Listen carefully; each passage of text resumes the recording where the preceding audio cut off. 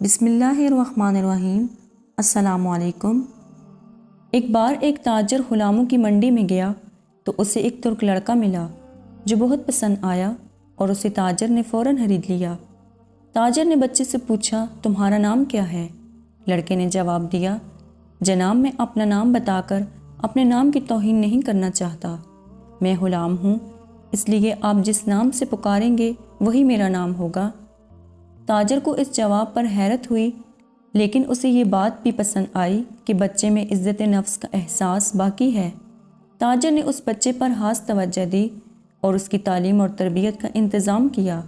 بچے نے بہت جلد تیر اندازی، تلوار بازی اور شہ سواری میں ایسی مہارت حاصل کی کہ خود تاجر حیران رہ گیا۔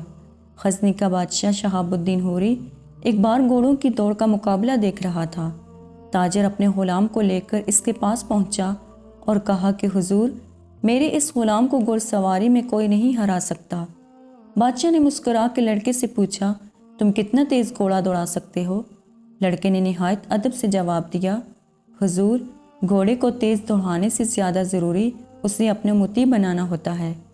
غوری نے چونک کر اسے دیکھا اور ایک بہترین گھوڑا اسے دیتے ہوئے کہا، لڑکے تم اس گھوڑے کو اپنا مطیع و فرمانبردار بنا کر دکھاؤ۔ لڑکا اچھل کر گھوڑے پر بیٹھا اور کچھ دور اسے چلا کر لے گیا اور پلٹ کر واپس آیا۔ لوگ یہ دیکھ کر حیران رہ گئے کہ واپسی میں بھی گھوڑا اپنے سمو کے نشان پر ہی چلتا ہوا آیا۔ سلطان غوری نے سوچا، جو شخص ایک جانور کو اس طرح اپنا فرمانبردار بنا سکتا ہے، اس کے لیے انسانوں کو مطیع بنانا کیا مشکل ہو سکتا ہے۔ اس نے فوراً اس غلام کو خرید لیا جس کا نام قطب الدین تھا۔ ترکی میں ایبک انگلی کو کہتے ہیں اور شل کا مطلب ہوتا ہے ٹوٹا ہوا۔ چونکہ اس غلام کی ایک انگلی ٹوٹی ہوئی تھی، اس لیے عموماً سب اسے ایبک شل کہتے تھے۔ ایبک اس کے نام کا جزو بن گیا اور اس نے قطب الدین ایبک کے نام سے ہندوستان پر حکومت کی۔ دلی کی قوت الاسلام مسجد اور قطب مینار اس کی یادگاریں ہیں۔ جزاک اللہ۔